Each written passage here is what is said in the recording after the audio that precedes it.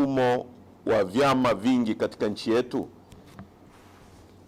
Swali hilo linajibiwa na katiba yetu kwamba ni ndio. Ibara ya 3 inasema Jamhuri ya Muungano ni nchi ya kidemokrasia na ya kijamaa isiyokuwa na dini yenye kufuata mfumo wa vyama vingi vya siasa. Hiyo ni katiba hii hapa ya mwaka 77 ambayo Rais Samia na wengine wote wanapapoti kuapa kuilinda. Sasa kama nchi yetu ni nchi ya kidemokrasia ya vyama vingi, kwa nini Chadema tunafanyiwa haya tunayofanyiwa? Kwa nini chini ya utawala wa Rais Samia ameattempt, actually kwanza watu wengi sana wa kwetu wameuawa, wamepotea. Tunazungumza leo kijana mdogo kabisa Deusdedit Soka, hatujui alipo, miezi mingi imepita. Tunazungumza saizi Bwana Kipanya, kiongozi wetu kutoka kule Sumbawanga, julikane alipo. Wakina Mrai na wengine wengi wamepotea chini ya utawala huu, na hawajapotea kwa sababu ni wahalifu. Wamepotea kwa sababu misimamo yao ya kisiasa ambayo wako guaranteed na katiba haifanani na CCM. Wana msimamo tofauti na CCM kuhusu masuala ya uendeshaji wa nchi yetu. Hawaamini katika CCM ambayo imekuwa madarakani kwa miaka 63, imeharibu nchi, imegawa rasilimali zetu kwa Wachina na Waarabu na Wazungu, watu wetu wanateseka. Wanafikiri kupitia Chadema wanaweza kufungua mlango wa serikali itakaowajibika, itakaorudisha rasilimali kwenye mikono ya kwao ya wananchi, itakaofanya vijana wetu wapate shughuli za kufanya. Hilo linageuka kuwa kosa la kuwapoteza na kuwaua. Matukio yaliyotokea jana yanasikitisha sana. Kila mmoja wetu amesimulia. Sisi viongozi wakuu tulikutana hapa, na actually ni jambo ambalo hatukutegemea kabisa. Tulijua polisi wanaweza kujaribu labda kuzuia watu, lakini kwa viongozi kwenda kwenye hivi, inawezekanaje? Rais Samia, this is a message to you. Ungekuwa wewe umeshtakiwa, una makamu wako wa sira, au unaumwa, let's say unaumwa, alafu Wasira azuiliwe kuja kukuona ukiwa unaumwa, how do you feel? Ungejisikiaje? Asije tu. Ninasoma Biblia inasema tuwaombee watu walioko magerezani na wanaoumwa. Kwa hiyo Biblia inatambua maeneo hayo mawili. Lissu yuko magereza kwa kesi kubwa ya uongo, ya treason. Na kila mara najaribu kulirudia hili jambo ili mlicomprehend. Hukumu yake ni kunyongwa mpaka kufa. Hiyo kesi inampelekea Lissu wakimconvict, na kwa jinsi hii nchi inavyoendeshwa, they can do anything. Wanaweza kumconvict. Kwa sababu kama wana attempt kuendesha hiyo kesi gizani, watu wasiwepo, watu wasisikie, vyombo vya habari viko controlled. Angalia namna mlivyo ripoti matukio ya jana. Matukio makubwa kabisa. Mmepiga picha kiasi gani? Hata picha ambazo zimezagaa nyingi ni ambazo volunteer tu wamepiga. Lakini vyombo vya habari kama vyombo vya habari vya Tanzania, ukiona matukio mliofanya na you think you are safe. Na mimi sitaki kuwalaumu, lakini nataka mfikirie mambo kwa depth yake, kwamba watu wanafikiri mimi niko behind the camera, I'm safe. You are not. Hamko salama katika mazingira haya. Sasa unapozuia, unataka kesi iendeshwe gizani. Sisi tumekataa kesi ya Lissu kuendeshwa gizani. Hilo jambo hatuwezi kulikubali. Na Lissu mwenyewe ni mwanasheria, sidhani kama atakubali hilo jambo. Access ya mawakili kumuona ni ndogo mno. Wakili anaruhusiwa kumuona mtuhumiwa wakati wote. Wamefanyiwa hivyo wakina Mandela wakiwa kwenye Livonia trial, na Makaburu wameruhusu mawakili kwenda kumuona Mandela. Leo Lissu anazuiliwa, mawakili wanakuwa controlled. Watu wa Amnesty wa haki za binadamu wamekuja, hawajaruhusiwa kwenda kumwona Lissu. Kwa ni kesi inataka kufungwa hivi, mara hukumu itoke, Lissu ananyongwa. Na hayo ni mambo planned, kwa sababu ile ni kesi ya kisiasa. Sasa matukio yaliyojitokeza jana yote yana culminate kwenye mambo hayo tunayoyaona. Sisi tumezuiliwa, mimi ni makamu mwenyekiti wa chama. Haijawahi kutokea, ni issue ya ajabu kweli kweli. Hata wakina Mandela waliposhtakiwa, viongozi wenzake waliruhusiwa. Livonia trial, kulikuwa na speaker nje ya mahakama. Chini ya makaburu, napozungumza hivi ni chini ya watu waliobagua watu weusi. Watu waliosema ukiwa na ngozi nyeusi wewe sio binadamu. Lakini still waliweza kuruhusu hao watu walioamini sio binadamu waje kusikiliza kesi ya mtu ambaye sio binadamu wenzao. Sasa leo mtu mweusi mwenzetu, Mtanzania mwenzetu, tunayelipa kodi anayotumia, anazuia sisi tusiende kusikiliza kesi ya kiongozi wetu. Haiwezi kutokea, tutakufa katika mazingira, watatuua wote. Lakini nawahakikishia wanachadema hawataacha kwenda, na natoa wito mwanzo kabisa kwamba kesi ijayo kutakuwa na mobilization zaidi ya wanachadema wengi zaidi kwenda mahakamani. Hatutaenda kwa fujo kama kawaida, lakini nataka nimwambie Rais Samia, haya mambo haya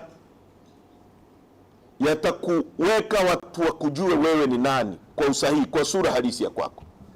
Damu za watu zina madhara makubwa sana kwa mtu yoyote, kwa kiongozi yoyote.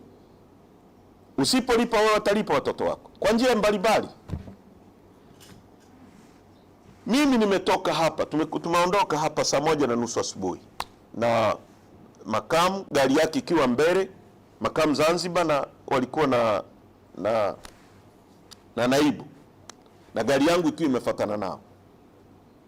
Wao si walipenya vipi pale Surrender Bridge wakavuka, mimi nikasimamishwa pale Surrender Bridge. Polisi wakaongezeka, wakaniamuru nishuke kwenye gari. Mimi nikaambia kwa nini nishuke? Utaratibu wa nchi yetu, kama mnaniarrest, mnaniambia bana Heche huko chini ya ulinzi kwa kosa hili, tunakupeleka sehemu fulani. Lakini wakaongezeka, kuna bwana mmoja anaitwa Mgonja, somebody Mgonja, na mwingine anaitwa Shomari Himbuka. Wakaita polisi. Shomari Himbuka ana nyota 3, na yule bwana Mgonja nafikiri ni RPC wa Ilala, kwa sababu tulikuwa naye tangu siku ya kwanza kule. Wakaongeza magari pale baada ya mimi kusema sishuki kwenye gari na hakuna sababu ya kunizuia kwenda ninakoenda. Wakaongeza polisi pale, wakaniambia wataniforce, watanishusha kwa nguvu. Nikaambia fanyeni. Mwisho wa siku tukajadiliana na wasaidizi wangu, wakaniambia wewe shuka, kwa sababu waliniambia wananiingiza kituoni Surrender Bridge. Nikashuka kwenye gari, wakaniambia twende kituoni. Nimeenda kituoni, kufika pale kituoni Mgonja akatuzuia, mnampeleka wapi? Nikamwambia ameniambia ananipeleka kituoni, kwa sababu mimi kuniambia naenda kituoni nilikuwa tayari kwa hiyo. Akalazimisha nipande kwenye gari la polisi, nikakataa. Kwa sababu mimi niko kituoni, niingizeni kituoni. Wakanipandisha kwenye gari kwa nguvu.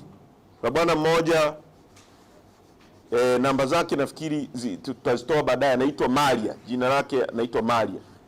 Wakaniforce na huyu bwana Imbuka, wakanipandisha kwenye gari na wasaidizi wangu wote. Gari ya polisi namba PT 5524. Ilikuwa kwenye saa 1:47 kuelekea saa 2. Wakaondoka na sisi pale. Peter Kawe wakaingia mpaka kule Bahari Bichi, wakaingia kwenda Ununio.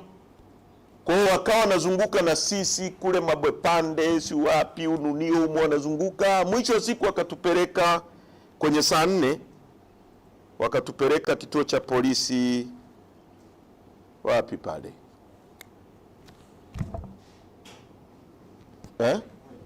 Mbweni, yes. Lakini hatukuingia kituo cha polisi.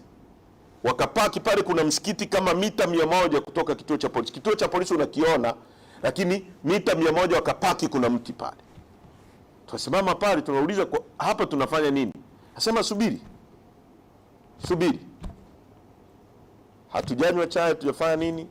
Tumekaa pale mpaka kwenye saa 5, ikaja gari ya polisi, gari nyingine inaonekana ina namba za kiraia T101 DTX, Land Cruiser hizi hadi top ambayo ina rangi ya silver. Wakatuamuru tushuke sasa tuingie kwenye ile gari ya polisi, kwa sababu tulishazunguka sana pale Ununio kule baharini kule, si mtaa wa hali api, si mtaa wa nani Shairoz Banji, si mtaa wa nani, si Obama Street. Wanatutembeza tu mle ndani kwenye majumba, tunatokea huku na wananchi walikuwa wanaona muda wote. Tunazunguka, mara tunazunguka barabara hiyo hiyo hata mara 6 mara 7, tunaenda kutokea huko. Tuenda tukapaki pale, ikaja hiyo gari DTX, wakatuambia tushuke tuingie mle. Tukagoma, tukaambia hatuwezi kuingia hapa, tupelekeni kituo cha polisi. Wakasema mkicheza hapa tutawaueni, shukeni. Na ni gari na namba za kiraia. Tukashushwa pale kwa nguvu, tukaingizwa kwenye ile gari. Mle kulikuwa na askari wengine wawili, wamevaa, sijui kama ni askari, wamevaa nguo za kiraia na wana bunduki, na mmoja amevaa nani kofia kichwani, ana nguo za kiraia. Tulipoingizwa humo tena gari hili kaondolewa pale. Metembea tukapita huko Mbweni, tukaja tukafikishwa hapo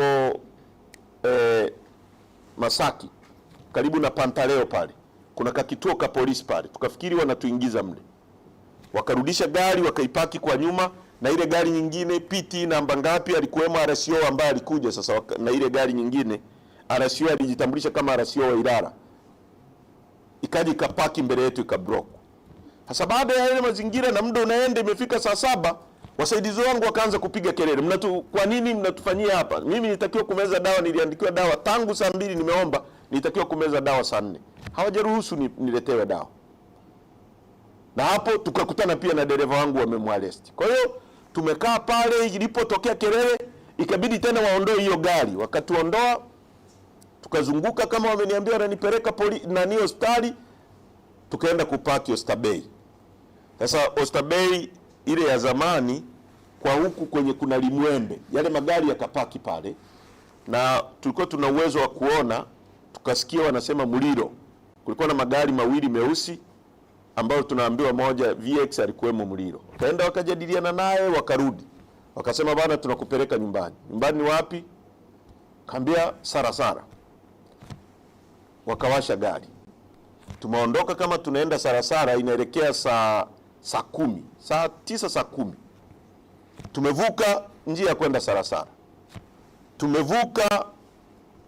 Tumevuka nani? Ile nini ile? Tegeta. Tumevuka Wazo. Tumevuka Boko. Tuko sehemu inaitwa Bunju. Sasa tukaanza kuwauliza mnatupeleka wapi? Gari linaelekea huko. Nikawaambia watu wangu kwamba hao watu wana malengo mabaya, wanasubiri liwe giza watudhuru. Mmoja wa mlinzi wangu akashika steering, gari iko 120. Kwa hiyo tukaanza kuyumba, nikamwambia shikilia, kama ni kudondoka tufie humo kuliko kwenda kuuawa na watu tunaowalipa. Kwa hiyo ikatokea vurugu, gari kayumba, dereva yule alijitahidi, wakafanikiwa kusimamisha gari, na katika mazingira yale mlinzi wangu mmoja akafanikiwa kufungua mlango akaruka, na msaidizi wangu Mulimi akaruka kwa mlango wa nyuma, kwa sababu pale ile panic ya gari kuyumba na ile gari iliyokuwa mbele ya polisi ikawa imetuacha mita kadhaa, ambayo alikuwemo Chacha na dereva wangu. Kwa mazingira ya sisi labda pona yetu ni baada ya hawa mabwana wawili kushuka na yowe ikapigwa pale, kwa sababu walisimama ili wawakimbize, lakini raia wakaanza kuongezeka, kwa sababu nilikuwa namsikia msaidizi wangu anasema Heche yuko humo anaenda kuuawa, saidieni. Watu wakaanza kukimbia kusogea pale, wakaona italeta vurugu, wakaondoa magari. Kwa hiyo nafikiri ndio pona yetu sisi katika mazingira hayo, wasitupeleke sehemu mbaya. Kwa hatukushushwa katika mazingira ya kawaida, ni baada ya watu ambao waliruka kwenye gari, na kwa sababu wameisha kaa na wale watu kuanzia asubuhi mpaka mchana mpaka jioni, wangeweza kuwataja kwa majina kwamba tulikuwa na wewe na wewe na wewe. Ndio sasa polisi wakaamua wakatupeleka kituo cha polisi, wakapaki pale Mbweni tena pale kwenye msikiti tangu saa 11 mawasiliano yanafanyika, huyu RCO mpaka saa 2 usiku ndio wakatupeleka kituo cha polisi Mtongani, Kunduchi Mtongani, kakituo kadogo tu hivi. Wakatuchaji, wakatuambia wanatushtaki kwa kosa la kufanya mkusanyiko wenye vurugu, lakini kini macho tu, kwa sababu walituandikisha. Mimi nikamwambia mimi sina maelezo, sijara tangu asubuhi, siko settled, sijanywa hata maji. Kwa hiyo wakasema tu tunaandika particular zako, tutakuita muda tunaotaka. Kwa hiyo umejidhamini. Hakuna hata sehemu nilio saini kama nimedhaminiwa. Sasa haya mambo yanatuambia nini? Kwamba tuna jeshi la polisi linaloteka Watanzania, na uthibitisho ni sisi na wengine wote. Mmemsikiliza alichozungumza Noeli Hema. Pengine Watanzania mnachukulia haya mambo ni kawaida kwa sababu hayajakufika. Nilikuwa naongea asubuhi na mke wa rafiki yetu, mjumbe wa mkutano mkuu wa CCM, ndugu Daniel Chonchori, ambaye amepotea leo, ni siku ya 34. Yule mama ananiambia wakati wote Chadema mlipokuwa mnazungumza kuhusu watu kutekwa na kuuawa na nini, mimi nilikuwa naona ni vitu ambavyo sisi haviwezi kutufika.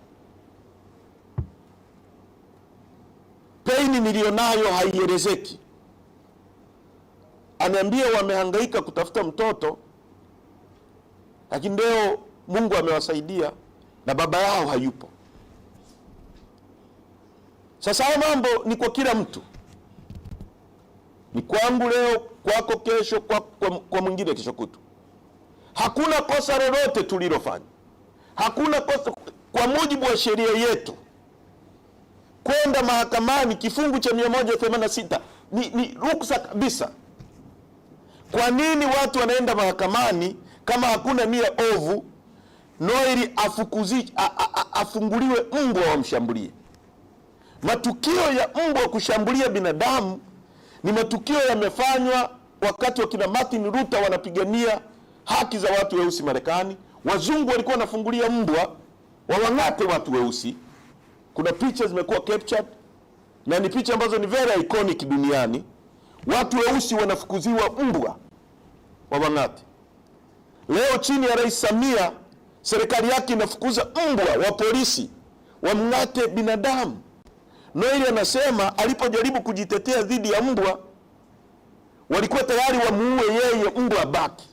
Kwamba nchi hii, Mtanzania, thamani yake ni ndogo kuliko mbwa.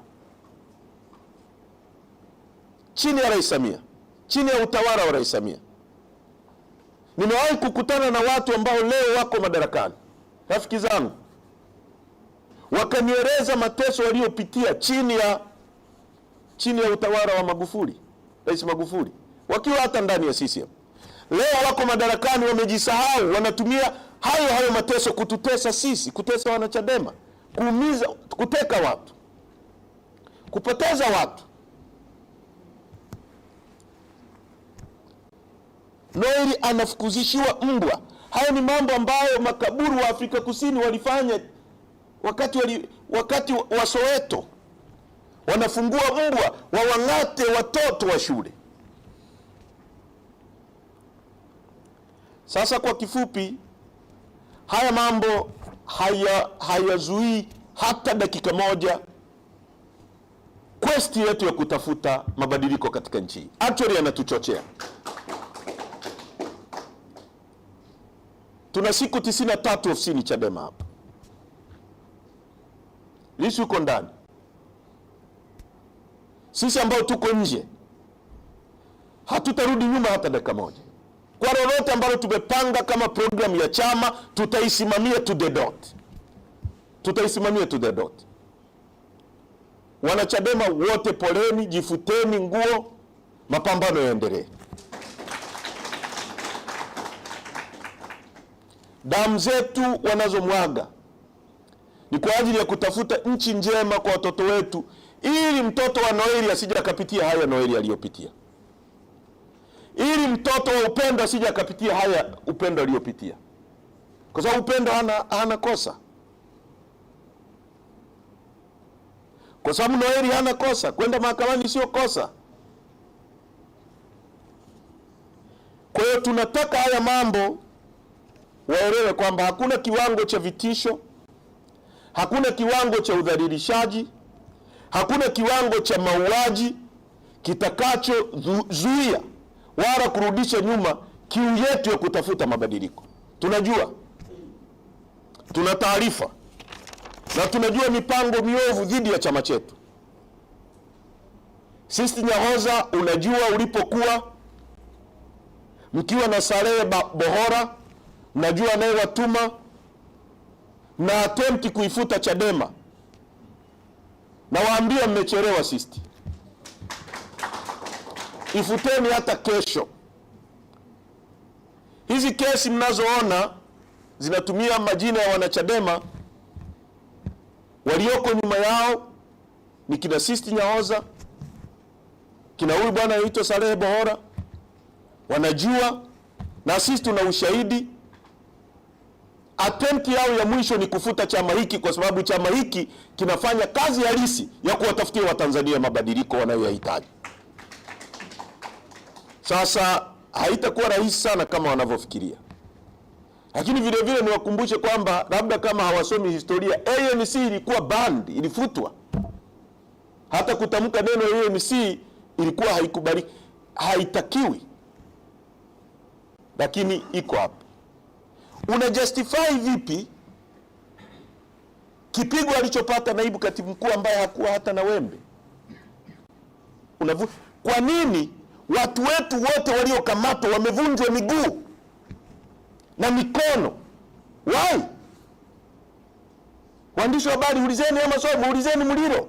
Kwa nini watu wamevunjwa? Kwa nini kila aliyekamatwa wamevunjwa? Kwa nini wameattempt kuvunja kila mtu, kumfanya awe mlemavu? Ni coincidence ya aina gani hiyo ambayo watu karibia 23, watu karibia 10 na kitu wamevunjwa? Hawa ni watu waliokuwa specially trained kwa ajili ya kuja kuumiza watu wasiokuwa na hatia bila kosa. Kosa lao ni kwenda mahakamani. Kwa hiyo niseme tu mambo mawili ya mwisho. La kwanza, tumekutana na watu wa haki za binadamu, watu wa Amnesty na watu wengine wa haki za binadamu kutoka nchi mbalimbali. Tunategemea kuongeza mawakili zaidi wa kimataifa kutoka nchi zote za Afrika Mashariki na Kati, senior lawyers, siku ya kesi ya Mheshimiwa Lissu tarehe 28 na tarehe 6, na wote tutaenda mahakamani. Tunamshukuru Martha Karua kwa solidarity yake, kwa kuonesha mshikamano katika wakati huu mgumu kwetu kama Watanzania. Tuna mawakili wa haki za binadamu wako hapa, wanaangalia vifungu mbalimbali kwa kushirikiana na mawakili wetu wa chama, ambao wataanza kukutana na watu wote walioumizwa leo na kudokumenti.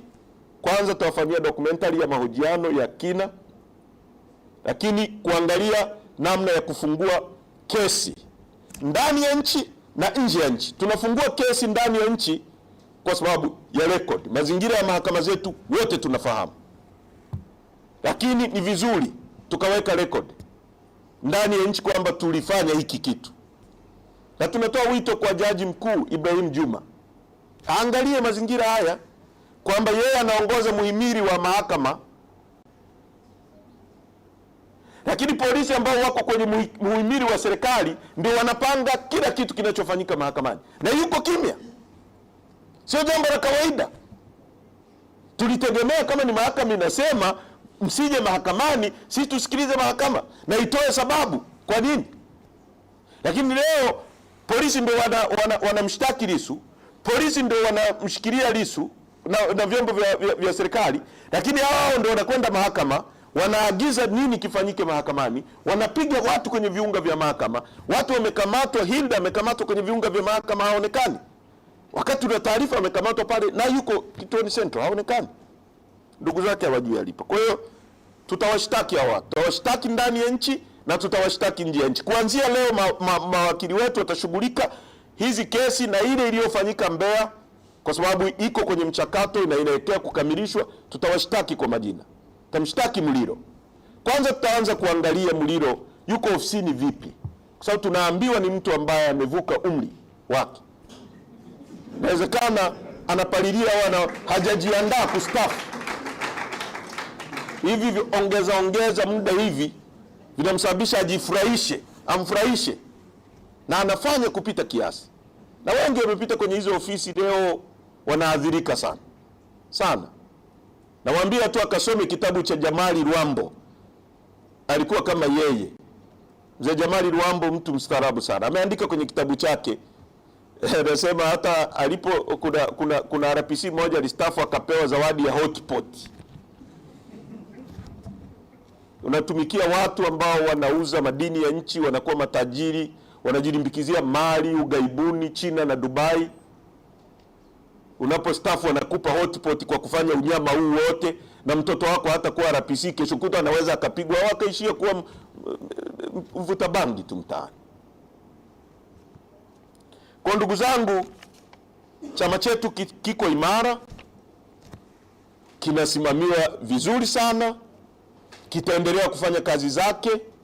Kuna attempt na kuna mashambulio kama alivyosema katibu mkuu kila kona, lakini tuna uongozi imara wa kutuvusha turbulence tulizo nazo na hatuangalii nyuma.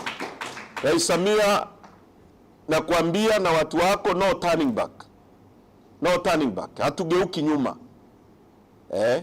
Katika hatua za baadaye tutataja hawa watu, kwa sababu na sisi tunajua. Tuna taarifa za ndani sana. Kila mpango tutataja mmoja baada ya mwingine. Ulikaa kikao sehemu fulani, mpango wako ulikuwa huu. Waliofanya hivi ni hawa. Lakini nawaomba sana ndugu waandishi wa habari,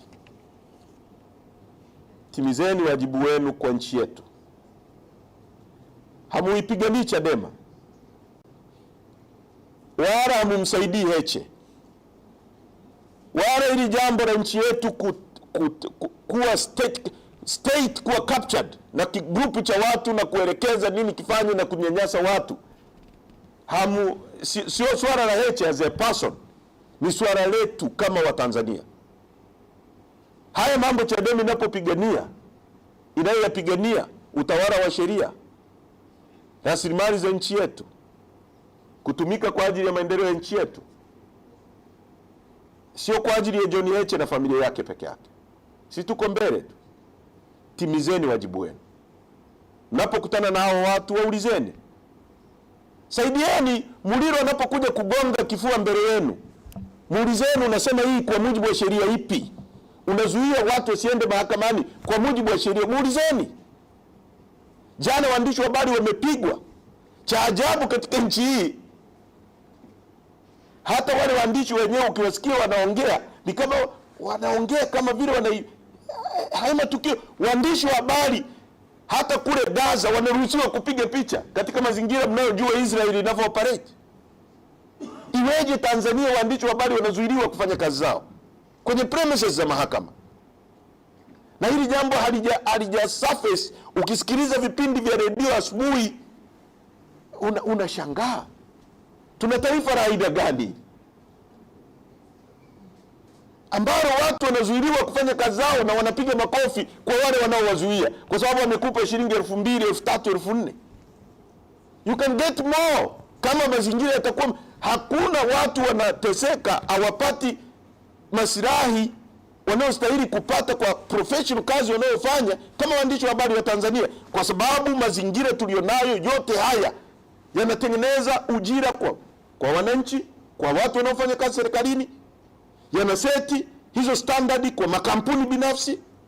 Ndio maana serikali haiwezi kusimamia makampuni ya walipe vizuri, kwa sababu tuna serikali sio jali watu. Serikali inayojali watu inajali watu kuanzia wanaofanya kazi kwenye idara zake, lakini mpaka kwa wanaofanya kazi kwenye kampuni binafsi, kwa sababu ni watu wa nchi yako. Kwa hiyo ndugu zangu, ninawasihi timizeni wajibu wenu. Andikeni mambo haya kwa uzito. Siwapangii nini muandike, lakini yapeni uzito unaostahili. Haya mambo ni mabaya. Watu 22 kati ya hao watu 10 na kitu wamevunjwa. Someni headline za magazeti. Katika mazingira ambayo watu zaidi ya 10 na kitu wamevunjwa miguu na mikono. Katika mazingira ambayo mkurugenzi wetu wa fedha amevunjwa mguu, amevunjwa mkono, ameumizwa mbavu. John Pambaru, mwenyekiti wetu wa vijana, nani amjui? Inakuwaje mtu ambaye amekamatwa yuko chini ya ulinzi wa polisi anaendelea kupigwa? Ni kwa sheria zipi? Wakinatoa wakivua nguo hapa mtalia. Ninawasihi sana Watanzania tusikubaliane na hali hii. Na watia moyo wanachadema popote mlipo nchini, mapambano yaendelee. Giza likiwa kubwa sana, asubuhi inakaribia. Na ninawashukuru sana kwa kweli. Wametisha watu sana, lakini umeona watu walijitokeza kwenda mahakamani. Kwa hiyo watu wetu wamepeleka message kwamba Muliro, hatukuogopi. Hii nchi sio ya kwako, sio ya Charamira. Hii nchi ni ya kwetu sote. Na sisi tunasimamia kufuata sheria. Nawashukuru sana mliokuja mahakamani. Na naendelea kuwahimiza wengine wote siku zote za kesi, twende mahakamani. Na safari ijayo tutajitokeza kwa wingi zaidi. Na niwasihi twende kwa amani hivyo hivyo. Wametuumiza, lakini nataka